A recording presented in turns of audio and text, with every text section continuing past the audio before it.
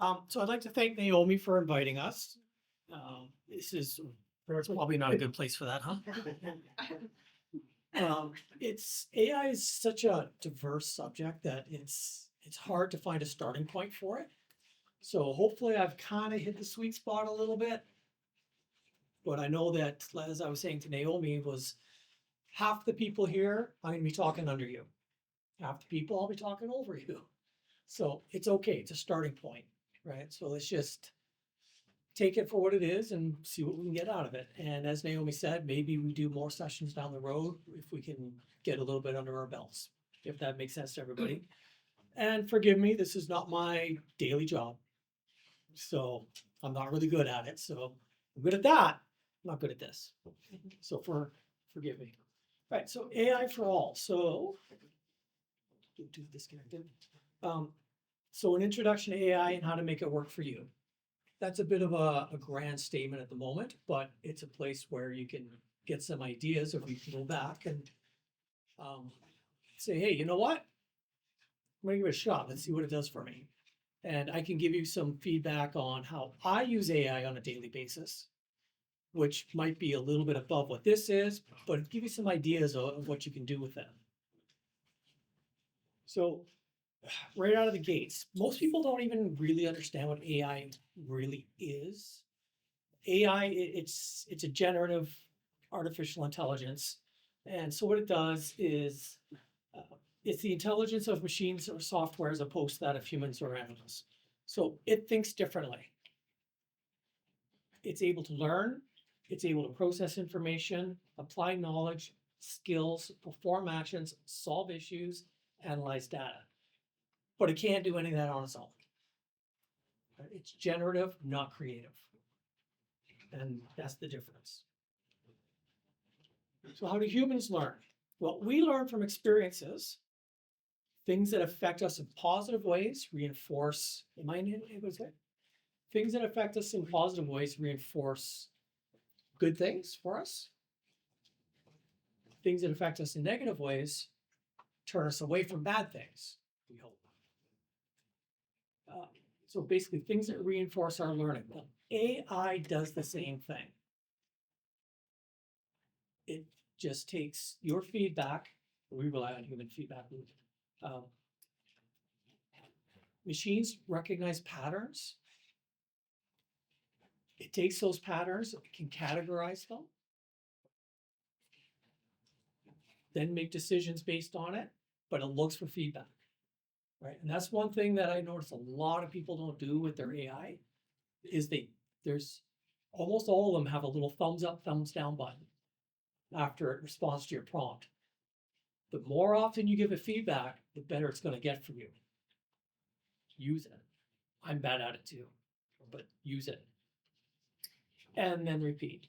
So the best example I can give you is the way an AI learns how to identify a cat, for example, is it gets fed a million pictures. And it gets told, this is a cat, this is a cat, this is a cat, this is a cat. And then it's asked, is this a cat? It says yes, nope, sorry, gets a thumbs down. Is this a cat? Yes, gets a thumbs up. Right. So, and that's how it learns. It's looking for that feedback loop. So it's important that when you use your AI, that you give it the feedback so it understands what you're looking for. So where is AI being used now? If I'm going too fast, just let me know. By all means. Where is AI being used now? It's being used in so many places that we don't even recognize as AI, but it's there. Virtual assistants. How many people use Siri or Alexa or Gemini if you have Google phone, an Android phone? Right? That's AI, right? You know that. Healthcare, it's huge in healthcare right now. In fact, what do they call it? Palantir? They are dropping a whole bunch of healthcare usages for AI. Education, for example, CanCon, what it says there. Khan Academy. Business, customer queries and forecasting sales trends. That one annoys me. I hate going on to Amazon or some other place and having to interact with an AI. I hate it, but it's there. It's a reality. It's saving companies tons of money. It's not making their customers overly happy, but it is saving them a ton of money. Finance, that's a big one. Fraud detection, data-driven investment decisions. I actually had my AI, I actually had ChatGPT write me up a Python script to analyze trading patterns for Bitcoin and for Dogecoin and recommend to me buy sell marks. And you know what? It actually did a not bad job. It definitely created the script. You run the script, and it actually did a not bad job of identifying buy and sell points. Transportation, autonomous vehicle and traffic management. Yeah, that's about efficiencies, building efficiencies for transportation. And entertainment, content creation, special effects, and gaming. One place where we forget that we're interacting with an AI is how many people use YouTube? Not many? Wow. Do we raise our hand? If you do, don't lie about it. But you know, YouTube is one of the, I don't want to say worst, but it's one of the most dangerous ones because its AI creates a bubble. It creates a bubble for you. So what it recommends to you to watch, your viewing pattern, your viewing suggestions, is based on what the AI has decided that you are. Now, I can throw a couple examples. Like, let's say US politics. How divisive is that, right?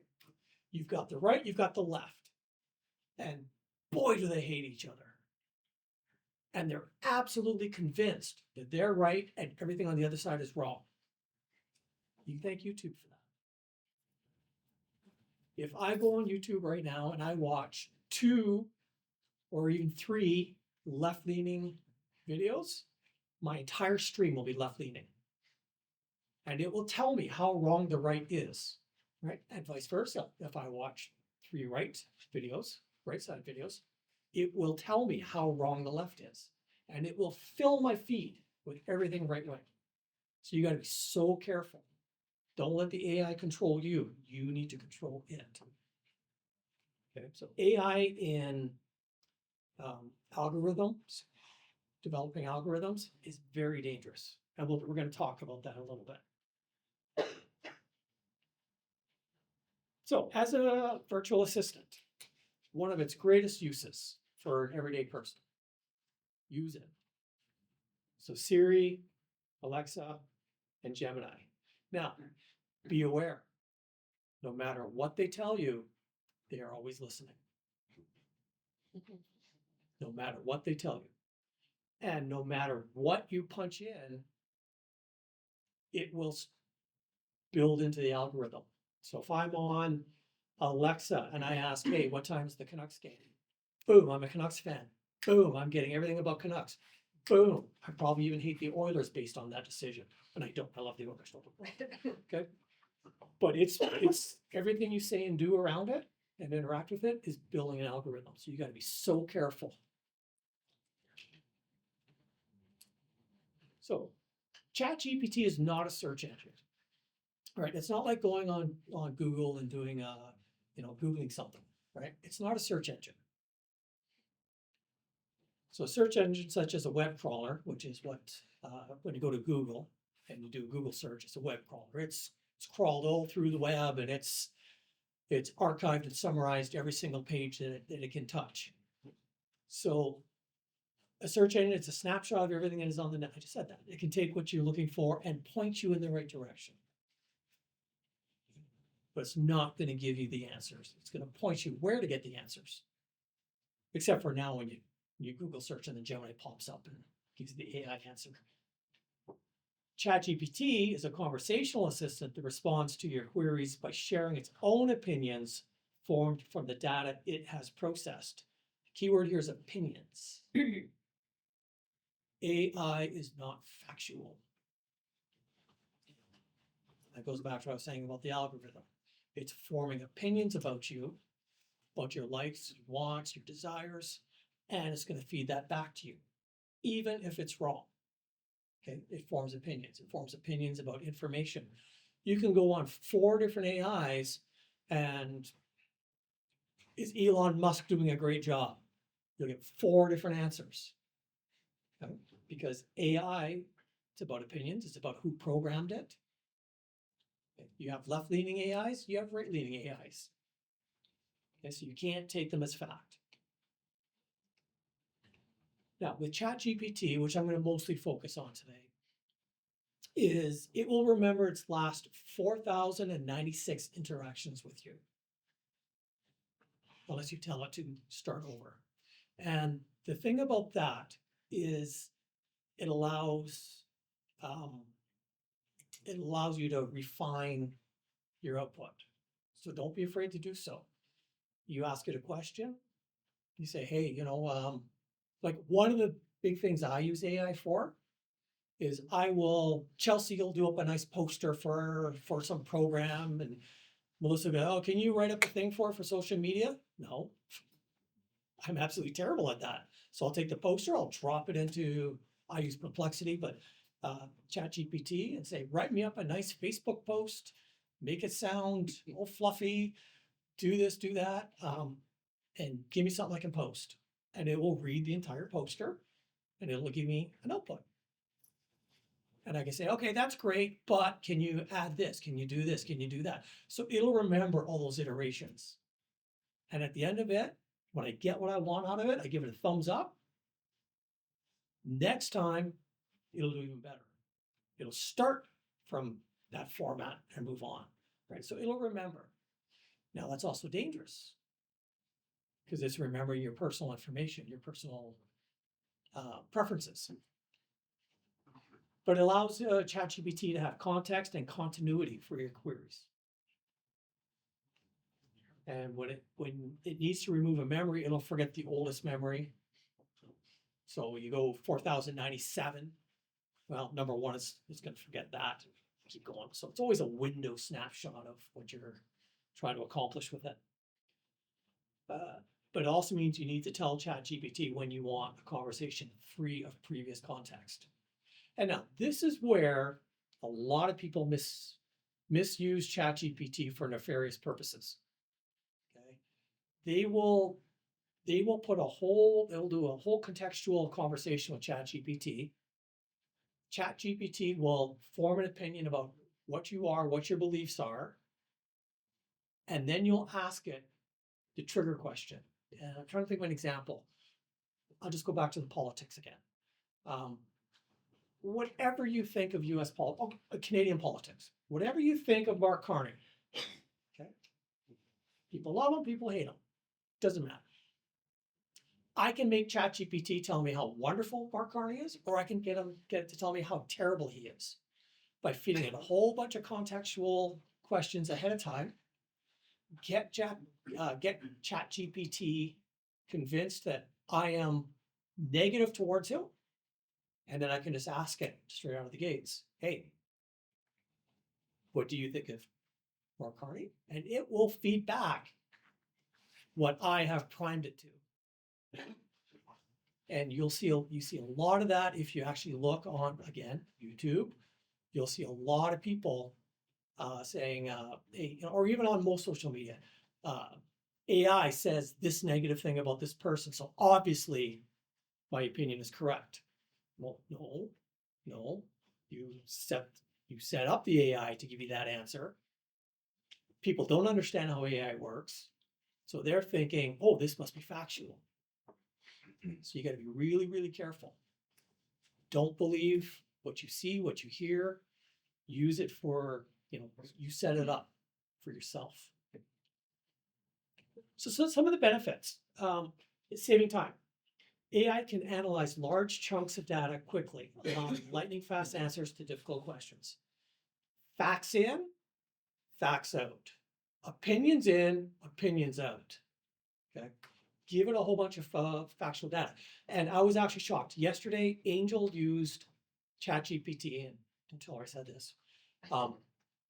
But she had no clue what she was doing, but she was still able to feed in patron counter data correlated with time and dates. And she fed it all in. And then she said to ChatGPT, give me a graph that shows our uptimes, our downtimes, everything else. And it spit out a heat map instantaneously. It would have taken her days to put that together. Analyze all those data points and figure it out and do a little histogram and actually be able to heat map, spit it out just like that. Right? That's a good use for ChatGPT. Right? So if that's something as a retail business, you want to know your ups and downs. Something like the restaurant industry uses is they need to know lunch rushes, dinner rushes, what day of the week, where do my customers like to go? Like to come through a drive-through, like to go through there. Okay. Feed all your raw data in and just say, hey, summarize this for me. It'll give you a nice little heat map or whatever is going to work for you and tell you, hey, these are your peak times. This is what your customers are doing. This is where they're going. Probably already have an idea, but it's nice to see it. Yeah. Reducing errors. So AI can avoid human errors and typographical mistakes, misinterpretation of healthcare data, and even removing cognitive biases. We as humans, we love our cognitive biases. We have already kind of half decided where we're going before we even go into a situation because of our cognitive biases. Let me think of an example. Tim Hortons. How many people have already decided, not here, here's great. Like Fort St. John, how many people have already decided when they go to Tim Hortons at Fort St. John that they're going to screw up your order? You've already decided that. You've already gone in with a negative attitude. You're already standoffish when you're dealing with the employees there. You've let your cognitive biases affect you. ChatGPT won't do that unless you have fed your biases into it. Right? So it's a great bounce off. And for things like emails, I can post the whole deck on the library website if you want. I can post the whole deck. Make it easy for you. So like for me, when I interact with emails, it's easy for me to get frustrated dealing with a lot of bureaucracy. I hate bureaucracy. Hate it. Absolutely hate it. But we have boards. People I interact with have boards. All those boards need to talk, need to talk to each other. And the bureaucracy all can get overwhelming. So when I get emails, I like to run it through ChatGPT, tell it, hey, look, I want it to sound professional, pleasant, maybe a touch lighthearted, but not too much because it has to be professional. But I don't want any of my coming through. And then I'll give it my email, give it the email that's come in, give it my response, and it'll spit it out. It'll give me a nice email that I can send. Right? Not trigger anybody with it. Quick question, John. Yeah. You said you're using Perplexity? Yes. Is that a paid? All these platforms have free and paid levels. I don't pay for it. I don't use it enough to pay for it. The thing about Perplexity is how, if you go back a couple slides and I said that AI is not a search tool, Perplexity combines search tool and AI. It combines it. So if I am writing something that I need references from the internet for, I can say to Perplexity, use ChatGPT. I also want 5 web searches on the subject. I want you to list the 5 websites you've done. Well, it does it anyways. It tells you anyways. I want you to list the 5 citations from the website, from your website, web search. And I want you to give me an answer based on what they say and what ChatGPT thinks. Combine them, give me an answer. And it'll do that. And it'll actually tell you I searched this site, this site, this site, this site, this site, this site. These are the 5 I chose to use. This is what I came up with. And that's why I use Perplexity. It allows me to combine the two. Now it's a little more complicated because Perplexity, you actually create spaces. I'm getting off topic, but this is really cool. You create spaces in Perplexity, and you say, this space is for social media posts. This is what I want this space to do. I want it to write social media posts based on a poster that I upload. I want it to sound like this. I want minimum 4 emoji. I want this. I want that. I want this. And then when I go to do something, I just open that space, drop the poster in, say, give it to me. And it does. So it remembers what that space is all about. I've got another space for like Throwback Thursdays on our thing. Hey, this is Throwback Thursday. This is what I want you to do. These are the pictures I've sent. Remember the pictures I've done before. Remember them. Keep them. I'm going to upload a new one. I want you to go to. I want you to search the web for information on this picture, the names that are in the picture, everything else, and give me an output. This is the template I want you to follow. These are the hashtags I want you to use. Give it to me. And then every time Thursday rolls around, I just, oh, look at that picture, scan it, throw it in, out it spits. Right? So it's spaces are kind of a time-saving thing for that, and it's great because it builds consistency. One of the things that I'm trying to do at the library is, and I know it is important though, is consistent hashtagging, so that if a patron sees a program that they like, they can click that hashtag and get all of that program. They can see outcomes from all that program. For example, Team Night. Team Night's coming up tonight, right? Hashtag, consistent hashtag. They can click that hashtag and they can see all of our team nights that we've had in the past. So, having spaces do that for me automatically is great. So now I don't have to worry about consistency. It'll do it for me. And format, having that template in there tells exactly how I want it laid out. I want, or for like Motivation Mondays, I want you to give me a goal based on the book that you chose, Perplexity, to go, excluding all these books that you've done in the past that you've remembered. Give me a goal, give me a quote, give me something, it knows every single time that I do that exactly how I want it. Getting off topic. 24/7 availability. AI never sleeps, so it's always there when you need it. Now, limitations. AI has no feelings. It's got no emotional intelligence. So its responses don't take your feeling into account unless you tell it what your feelings are. Security. In order to improve context and continuity, you need to give up some of your privacy.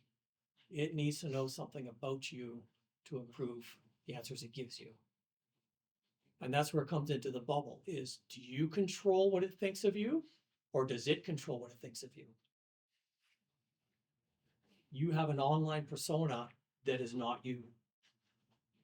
It's what all these social media and AI platforms think you are.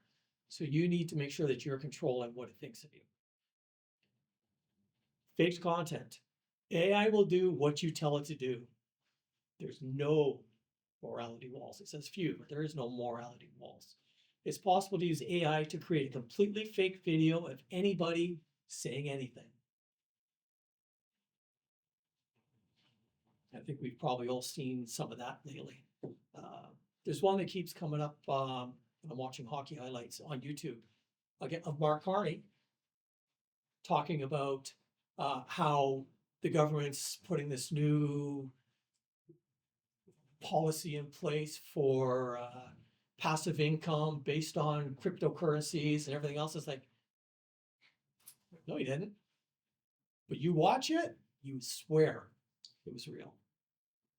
It's not. So AI is a very dangerous tool, and it's going to be increasingly so.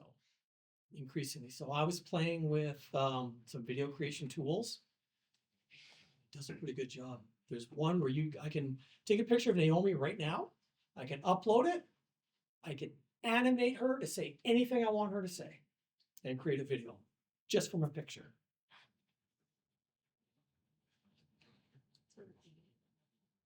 Data dependence. Okay, this is what we've talked about a few times now. AI algorithms are only able to imitate or copy information. They can't create it, or they can create in a generative way, but they cannot be creative. AI is designed to be precise, to follow instructions, and to achieve specific goals. And that's what I was saying about the context of you can feed it to get to your goal, and then put that snap at the end. The main problem is that it's focused on achieving the results you tell it to complete. Neural networks are structured in a way that limits the possibility that they will ever have true artificial creativity. They're nerfed. In gaming terms, we call that nerfed. And hopefully it stays that way. So in our homes, where can we use AI in our homes? So smart home devices. I've got Echoes in just about Amazon Alexa wants devices in almost every room of my house, not the bathroom, but just about every other room in my house I have an Alexa. And I love it, but at the same time, I also know that I'm feeding the beast. So I try to be careful about what I do with it, but for waking up in the morning and saying, hey, what's the weather going to be today? It's nice for that. My kids use it for the same purposes. They do one thing that I'm not really super happy about. They ask it to do their math questions. Hey, Alexa, what's 99 times 86? No. You're supposed to be figuring that out for yourself. Yeah, but Alexa will just tell me. Yeah, but that's not the point. Right. But it is nice having, hey, Alexa, what time's the game tonight? Hey, Alexa, again, what's the weather? Hey, Alexa, what's my next appointment? Hey, Alexa, when's my next guitar lesson? Hey, Alexa, where's the soccer tournament this weekend? Right, because it knows my schedule. It knows, we put it into a family calendar. It knows my schedule. It can tell me that stuff, and I'll just forget. So our TVs. Does everyone have a smart TV? So it's impossible not to buy a smart TV now. I have Android TVs downstairs in our theater room and upstairs in our main living room. And if it's not an Android TV, there's a Fire Stick connected to it. So they're all smart TVs now. And yeah, if I go onto Prime, recommendations for you, top of the list. And guess what? I usually click one of those things. It's feeding the algorithm again. We were right about him. Let's give him more of that. But YouTube is the worst. It's absolute worst. Absolute. I can be at work and Angel and I, or Chelsea and I can talk about, I'm trying to think, it came up. No. Andy Carveth and I were talking about bird watching because they want to do, Community Forest wants to do a bird watching tour in conjunction with the library. So we were talking about it, and he was telling me about his new app he has that does bird watching, that does bird sounds and tells you what the bird is. I went home. Guess what the first video suggestion on YouTube was? How to identify birds from their sounds. So it's listening to you all the time. So YouTube, Prime, Netflix, they all use AIs to guess what we want to watch. Our phones. I had this conversation a while ago with someone. They were absolutely convinced that Elon Musk or Bill Gates before him and Steve Jobs before, I don't know, they wanted to implant chips in us so they could track us at all times. I looked at him and said, do you have a cell phone? It's like, yeah. And they're already doing it. Don't need the chip. Like how many, maybe we don't, or maybe you don't, but my kids, they can't even go to the bathroom without taking their phone. Right? They can't even go in to take a shower without having their phone in the bathroom streaming to a speaker in the shower. Right? Their phone goes everywhere they go. And that's great as a parent for me because I know when they're at school, I know exactly when they leave school, I know exactly when they get home, they go to the park, I know at the park, I can trail them, I can see exactly what path they're taking. Like we live up by Crown Sub, and there's a little trail that goes up the creek there, and I know when they're taking that trail and they're not supposed to be, because I can see it. I can see them on that trail. So our phones are always listening and paying attention to what we do to guess what we want to see, do, and interact with. And again, like I said, it's listening and it's going to feed you what it thinks you want. Whether you want it or not, it's going to feed it to you. Our appliances. Now, I don't have any smart appliances yet, but they are becoming increasingly aware of our patterns. Fridges can now anticipate and build shopping lists based on our behavior. I was looking at one at Costco a couple weekends ago. Look at that, it's got the screen in it. Everything I take out of the fridge, it knows, and everything I put in the fridge, it knows, and it tells me what I need to order, and it'll actually add it to my to-do, my Alexa shopping list. That's wow, so nice, so nice. So how can we use AI to improve our homes? So ask AI to teach you how to build things. This is one that I do a lot, okay? And I use YouTube a lot for this, and I use AI a lot for this. Because I know how to do a lot of these things. For example, like we just moved into this house a couple months ago, and I need to set up a new table saw station. But where do I get started? Where do I get started? Ask AI. I can tell it what my area is that I want to build that station in. It can tell me exactly what I need to order for wood, where, it can refresh my memory on how to do everything I need to do. I had, what happened recently?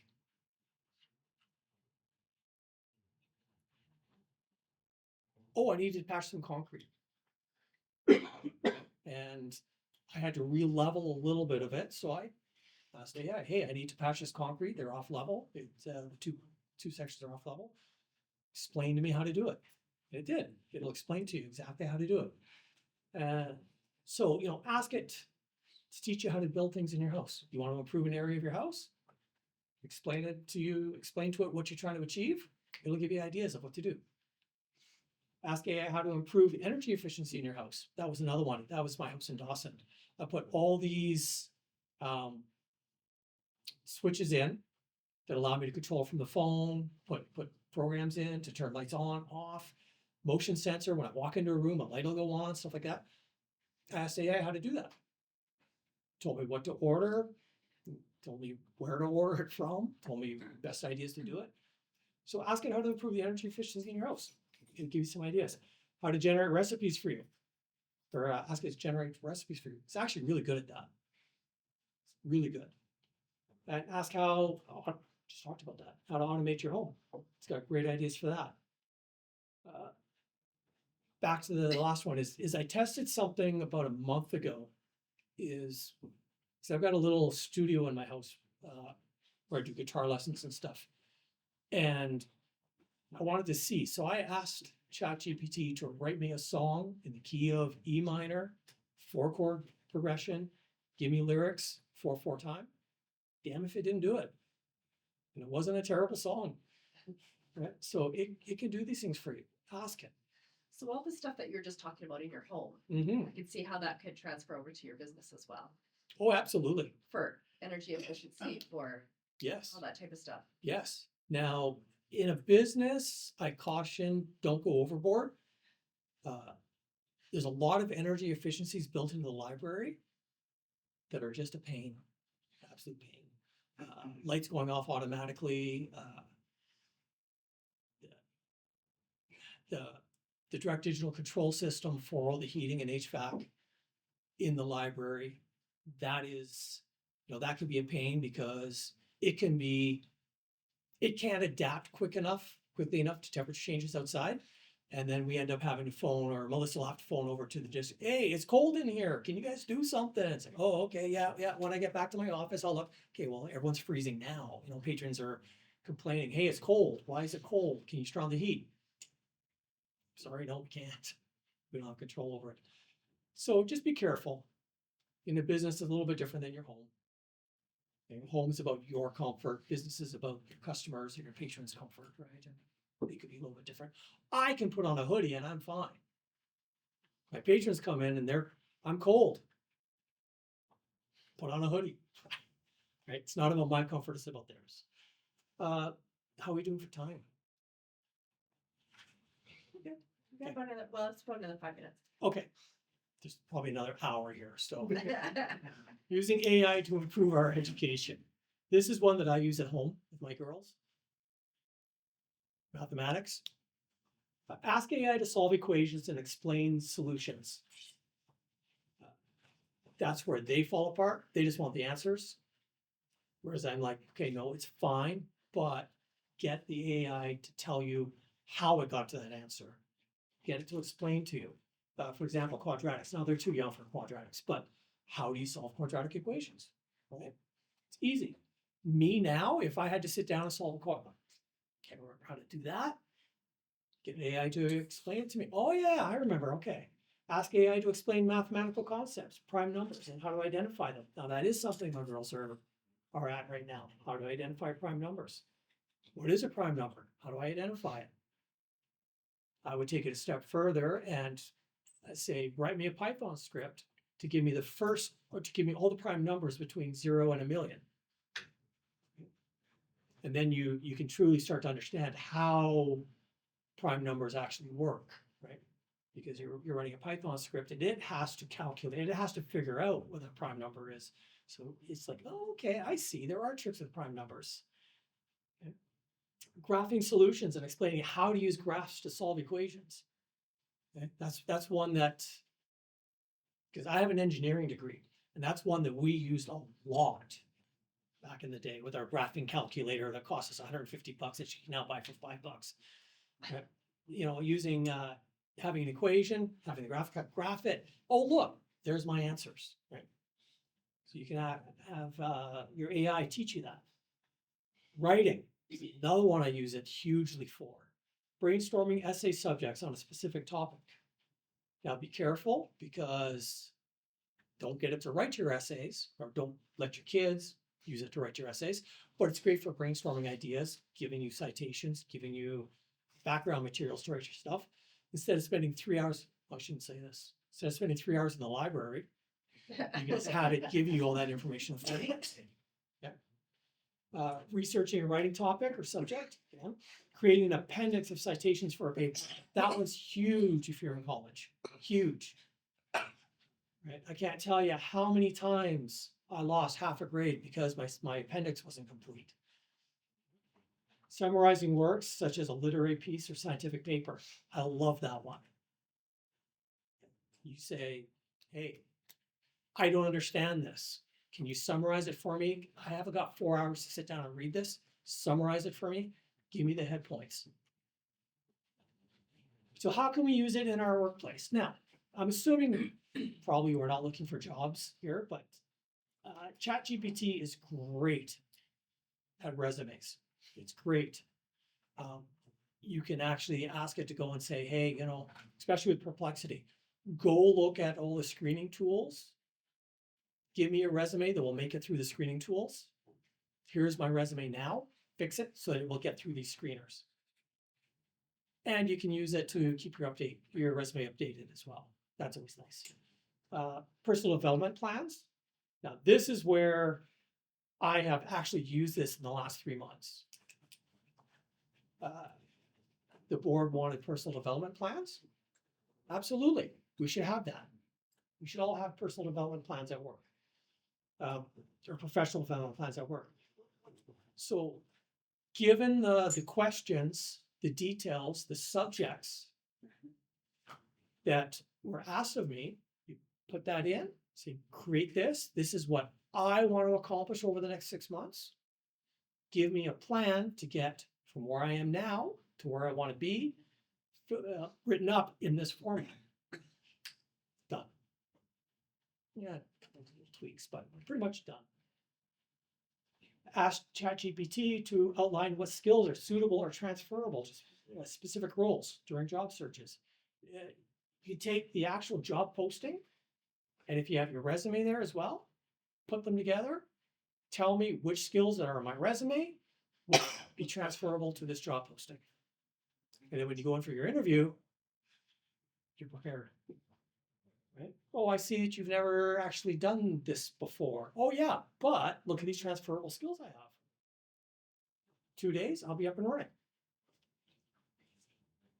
Now, how can we leverage AI in the workplace as an administrative assistant? Teach ChatGPT your writing style. Share how you'd like to be perceived in your communications, and give it different styles. This is an external communication. This is an internal communication. This is a technical document that I'm writing. Right? This is going out to the field crew. This is going to the engineering staff. This is going to, suppose you're running a project, this is going to the architect. Right? These are the different people I'm going to be talking to. And then you say, hey, this is what I'm trying to say. This is the person I'm talking to. Write it up for me. And away you go. Have ChatGPT write social media posts. Yeah, talked about that one. Ask ChatGPT to give solutions and strategies to address specific workplace difficulties. For example, time management, a new task that you're not comfortable with, process or procedure to be implemented. So you got a problem at work. Let's say you're overwhelmed with emails. Who's not overwhelmed with emails? I walk in the morning, I got 60 of them. I have it.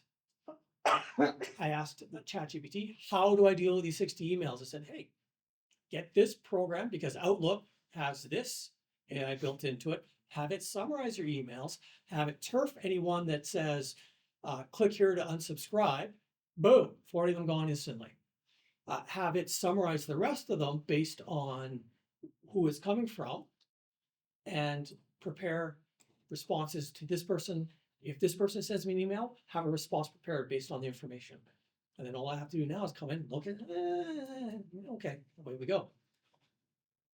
So ask ChatGPT, I have this problem. How do you think I can improve it?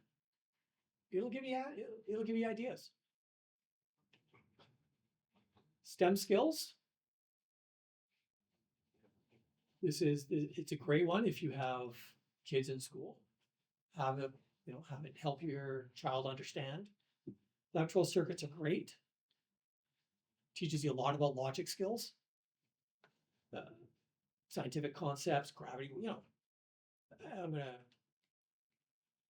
Coding. We talked about coding, how you can actually tell it or ask it to write you up a Python script. It doesn't have to be Python. It can do others as well. Python is the easiest because it's just a straight through code to simplify anything you do in a repetitive way. Right? I'll give you an example actually. So our patron computers have to be logged in for a patron when they want to use it. I moved them from us having to go out there to the computer and logging in to now we can do it from behind the counter. I've put a remote desktop system in place. And now it's like, oh, and then we had to complicate the password because people are trying to guess the password on the computers. And it's important because we need to track those stats. But then it's like, oh, what was the password? So I asked, hey, write me up a script that I can put on every computer on our side of the counter, that you hit 3 keys, Control Alt whatever, and it will put the password into the computer or the remote desktop and log a patron in automatically. Done. Right. So now, especially after school, when we get 10 kids coming in, want to use the computers and logging in, just Control, boop, no problem. Next one, boop, boop, no problem, boop. Right. So it's think about what you do repetitively, and it can knock some of that out for you. How are we doing for time? Oh, okay. Everybody's good to stay to continue on. We're good to stay to continue on. I'm going to skip ahead a little bit. Code debugging again. Okay, so that's great. HTML page, web page design. It's awesome for web page design. Awesome. I use it a little bit at the library too. It's like, hey, we got this new Udemy. We got Udemy now. Look at our previous web pages for how we do our digital resources and write me up one on Udemy. And of course, I use Perplexity to do it, so it actually goes out, finds what the information is on Udemy, gets all the details on it, comes back and puts it into the format of my other digital resource pages, and the page is done. And play games. It's cool. Could play chess. It's not great. It's not great at chess. Not great at tic-tac-toe either. Image generation. It's great for image generation too. But again, it's not creative. It's generative. So what you're getting is a conglomeration of the billions of pictures that it's already been fed. So, take that in mind. They're actually a mixture now. Mid-Journey, that's the one that I use is Mid-Journey. Galaxy A can even generate video. A lot of them now can generate video. Even if I'm using Canva, I can have it create videos for me. Not huge videos, but this little dancing bears or something, just whatever I want to put in. But they generate, they don't create. That's a big difference. AI and legal advice. This one is hitting hard right now. Don't ever use AI for legal advice. It's not a lawyer. When you screw up, it's not there to protect you. When it screws up, it's not there to protect you. A lawyer is. Always get a lawyer. Stuff. Don't use AI. That's not the time to cheap out. Prompts. So the key, true key to ChatGPT is knowing how to write a prompt. And maybe that will be the subject of the next one we do, is prompt generation, because that is huge. How you form your question to ChatGPT is how you will get your answer. And there are so many ways to use prompt generation to get exactly what you need. There's a couple examples here, but one that I really like is assume I'm 5 years old. Explain to me how this works. Or assume I'm a realtor and I'm trying to sell my house. Or I'm trying to sell a house for a customer. What steps should I do? Assume I'm a whatever. And using your prompts. Summarize and analyze and summarize. All these little things, they're little keys for prompts. So yeah, we'll get into that. Prompting. All right. So please use AI responsibly. Just as when social media hit mainstream, there is much we don't know about how AI is going to impact us. Who was here when Facebook first started coming out, or even what was before Facebook? What was that one that Microsoft had? MySpace. Now, how many of us as 10-year-olds or whatever, however old we were, thought that it would be a place where people would start grooming children?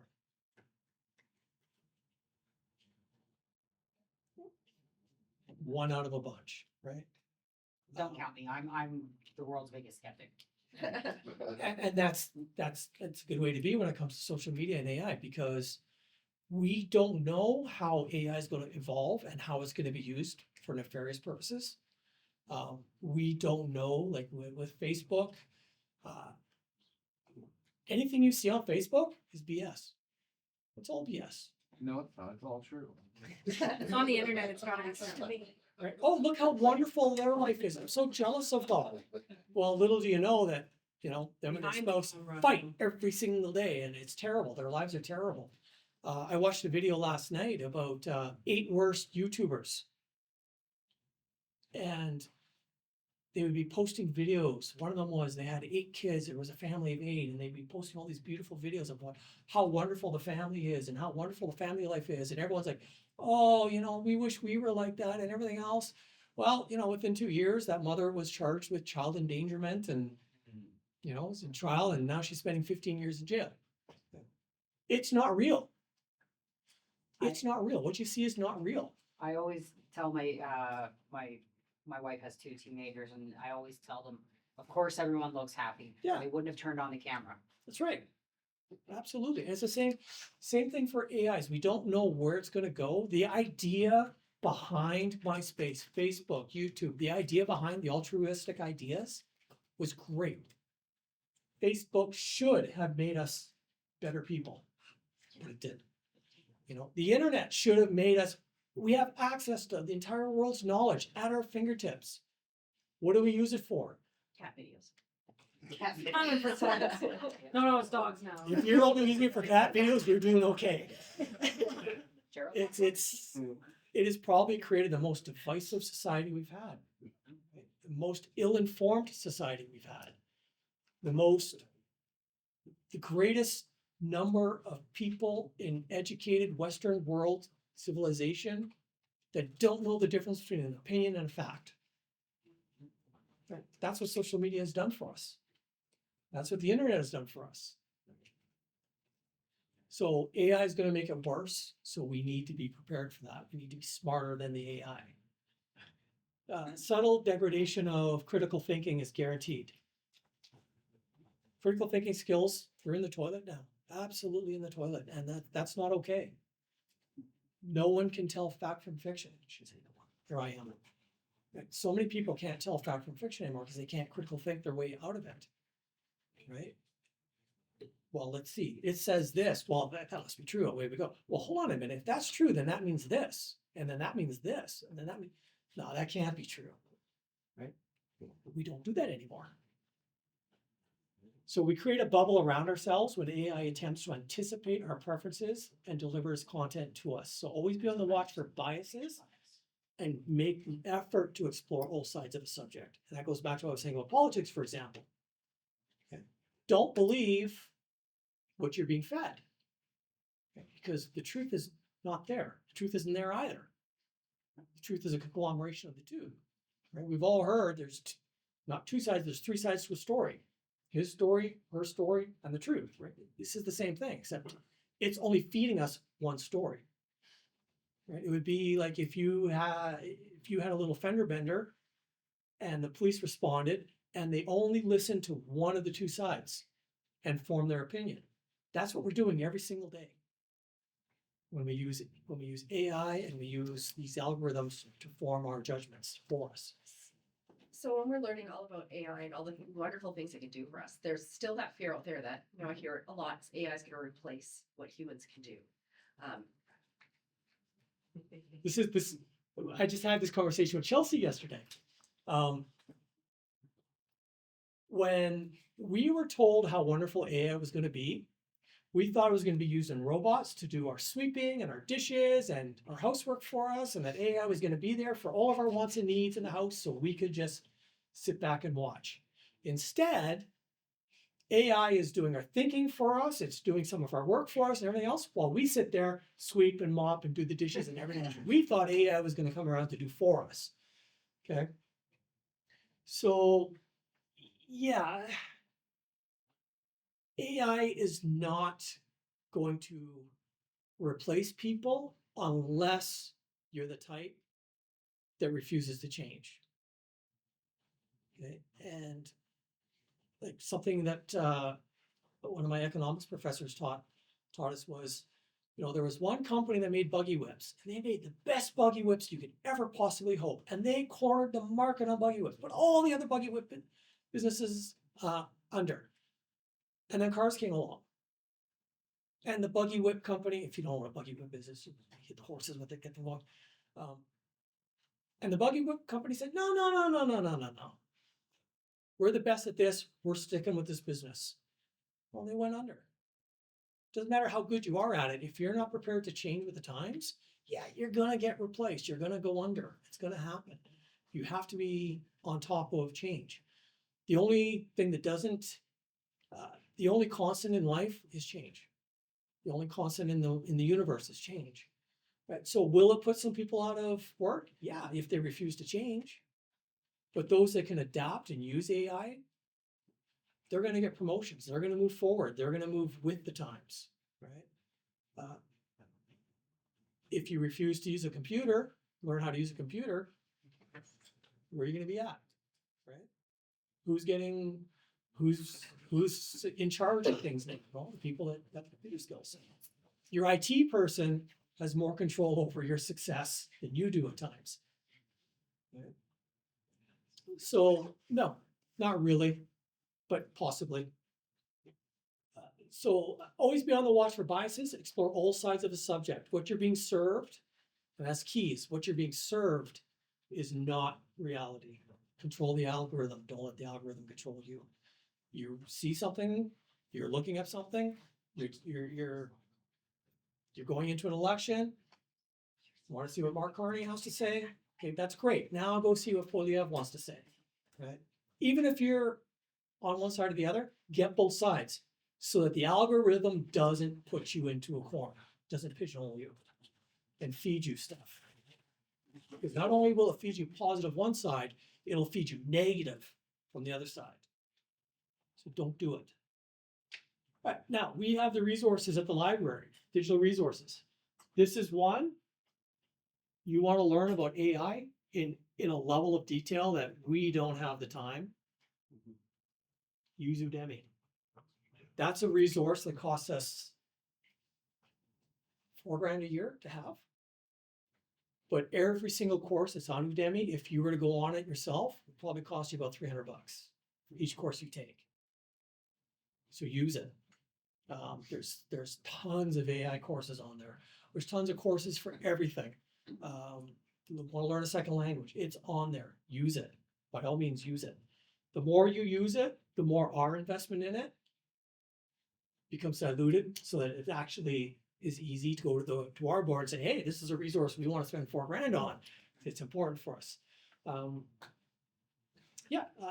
love learning new skills on it. I love it. Like I'll have an earpiece in at work and I'll be doing a Udemy course as I'm doing 5 other things, but I'm still learning. I might have to do the course twice, but so it doesn't cost me anything.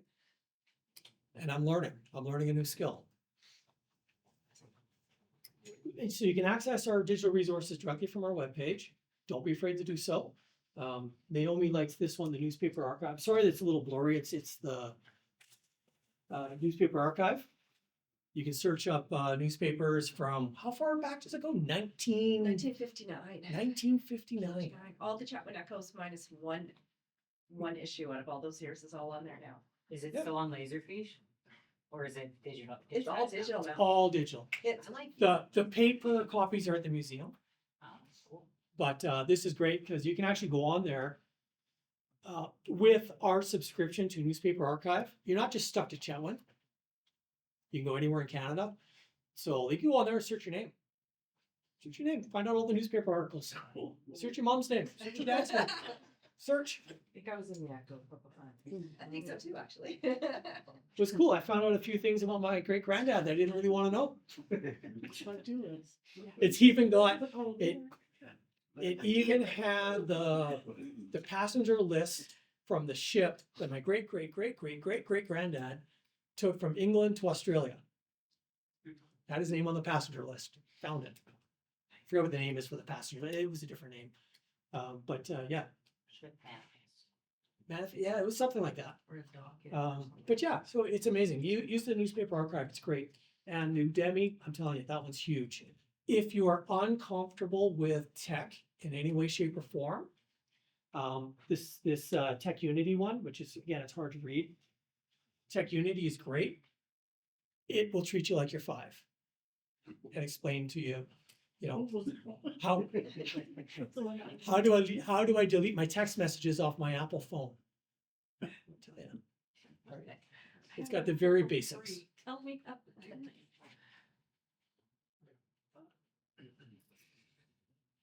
And they're all free with your library card. Does anybody here not have a library card? Shane. Come on, Shane. Mean I need to go find the number for it. That's what it looks like. So that's not in your wallet, go get one. That's it. So thank you. Thanks for bearing with me. Does anyone have any questions? Yeah. I really appreciate everybody hanging out too, a little longer. That's awesome. So this new AI center that's going in south of Grand Prairie, Mhm. it's gonna cost $70 billion or something to build its own pipeline running to it. How is that, That's just a Like, what is processing that center. for? It's just a processing center, so they'll shove 5 million NVIDIA CPUs into there and it's just processing. Oh, okay, Processing. so like. It's just the server house. A little known fact is one of the reasons why Greenland and northern Canada is so not in demand, but contentious right now is nations want to shove server farms in there. Because the biggest cost in a server farm is cooling. Is cooling. There was one proposal to actually put a server farm in space because it's perfect cooling. Right? But yeah, in colder climates, they want to start shoving server farms there because the electrical demand. Yeah. There's more electricity going into cooling a server farm than there is in running the servers. Oh, So it's yeah. And AI is absolutely destroying electrical capacity in nations. You thought it was. You think it takes a lot of electricity to create aluminum? It does. That's why Canada produces so much because we have so much hydro. But running a silver farm, it's even more. And a lot of that is the cooling load. Huge cooling load. Anything else? Question? Wonderful, thanks. Now, I'm at the library, so if you ever have questions about AI, just come and see, because this is a basic overview. AI is a very personal thing for each of us.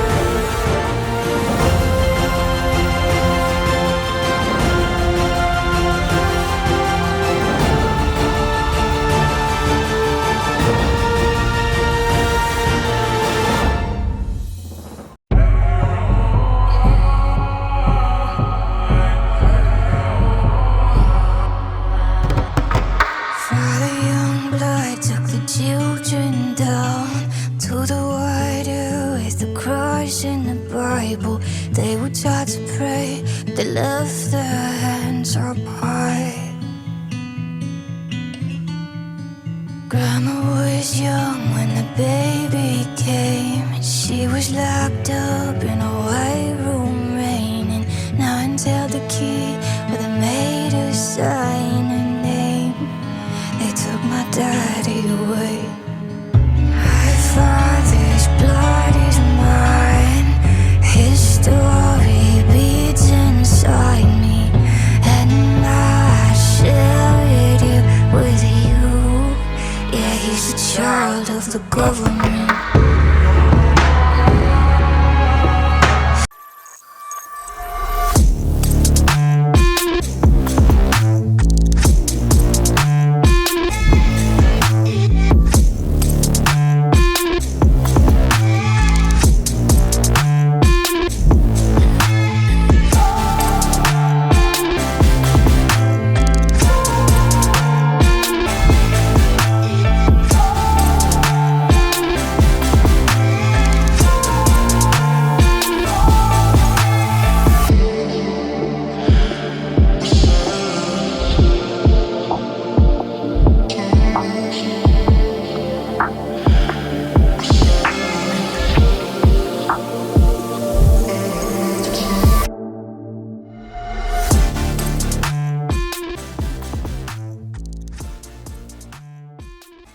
let's start off with, I guess the vision that you guys saw by the time you were in council 7 years ago with this building. What was the vision of this building back then?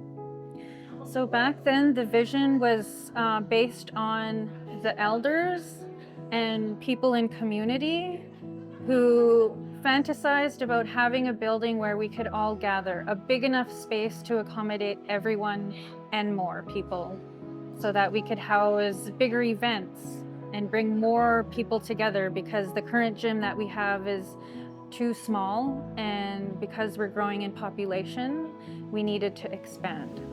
What was it like when you guys decided that, you know, you were going to go ahead and do it? Like, was there excitement? Were people nervous? What was that journey like? So when the organization came together to talk about the idea becoming a reality, there was a lot of unknowns. Where is the money going to come from? How are we going to fund it?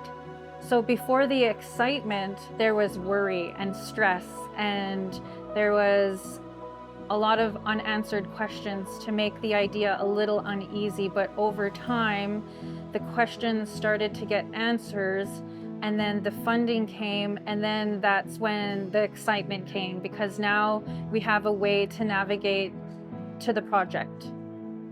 What would you say was one of the more challenging aspects of building this, making this project a reality? So the biggest challenge of all, of course, is the budget, because you can plan so much, but then there's always something thrown into the mix where it was unexpected. So then you have to accommodate, you know, the budget and figure out, how do you navigate this cost that we didn't foresee? And so it really did come down to how to manage the money, and we had a good enough contingency that all the outside things that we didn't expect and plan for, it worked out in the end. It all just fell into place and things happened, and we're grateful for that. Can you give us do you know numbers by any chance, just roughly like total cost of project, and how long did it take to build? So the build took 3 years, 2-3 years. And the funding came from 3 different pots. So in total, around 27 million. Can't give an exact number right off the top of my head, but we had enormous help from the federal and provincial governments, and then the nation kicked in some of our dollars to make it all work out. And when you look at the building here today, what does the building make you feel when you look at it? Connection.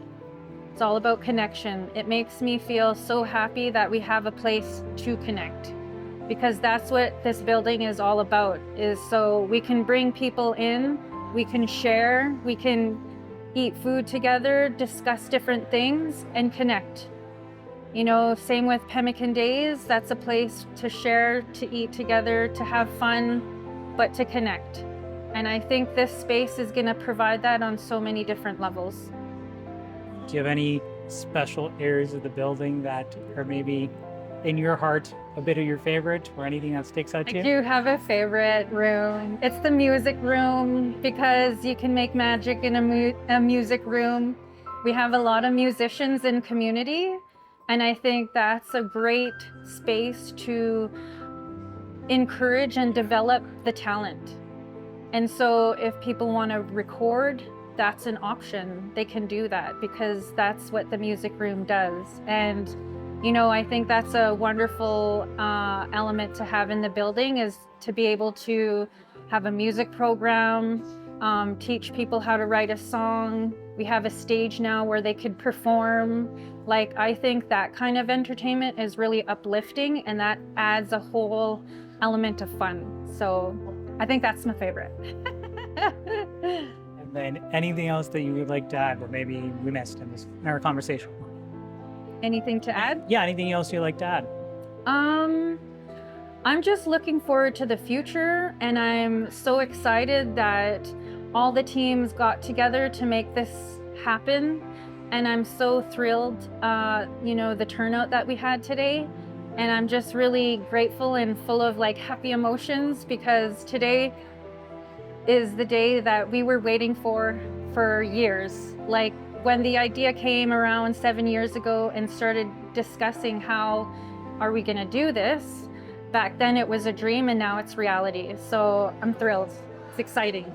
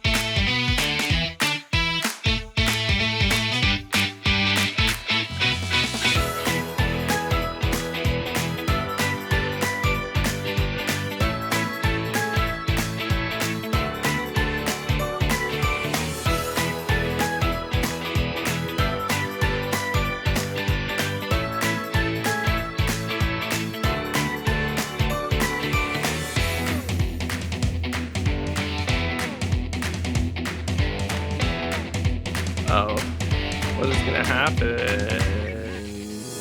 A gold armor skeleton!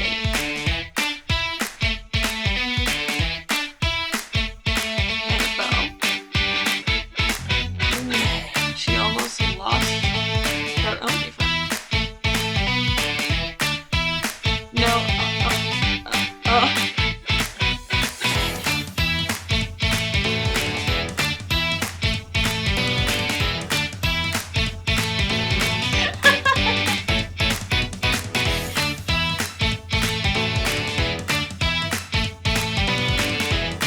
Hey, Kat. I have a bone to pick with you.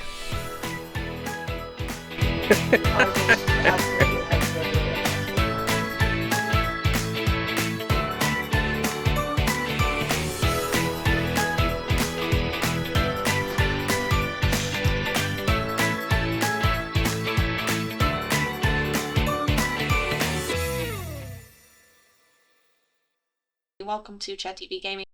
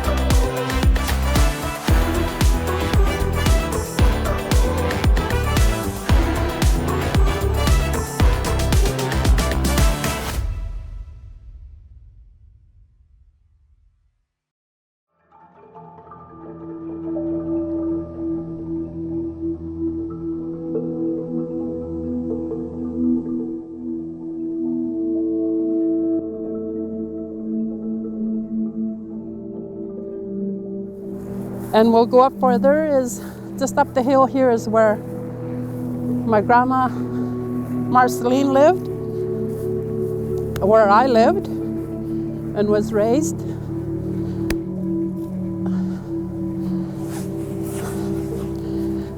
I'm trying to figure out today, I think we moved here in 1960. Everybody, we squatted up here. Nobody owned their properties.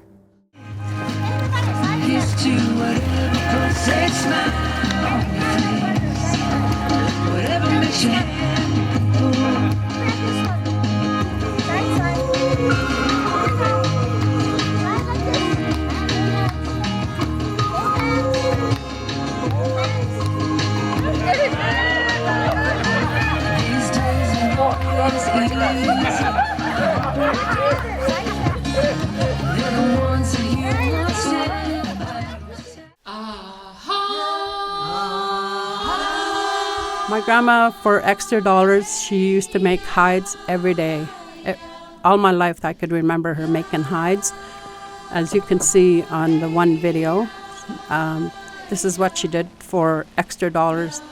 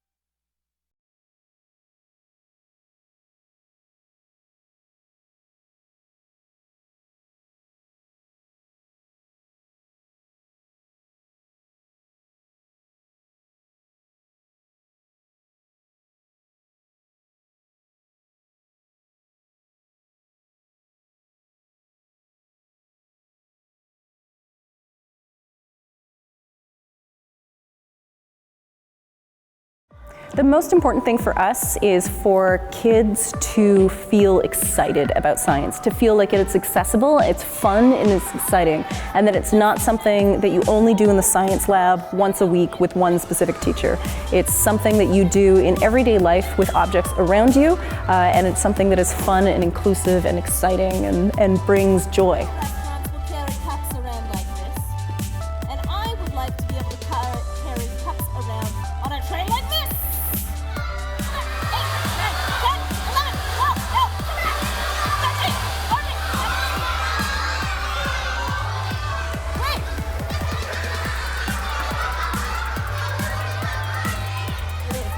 So I think I might need some help.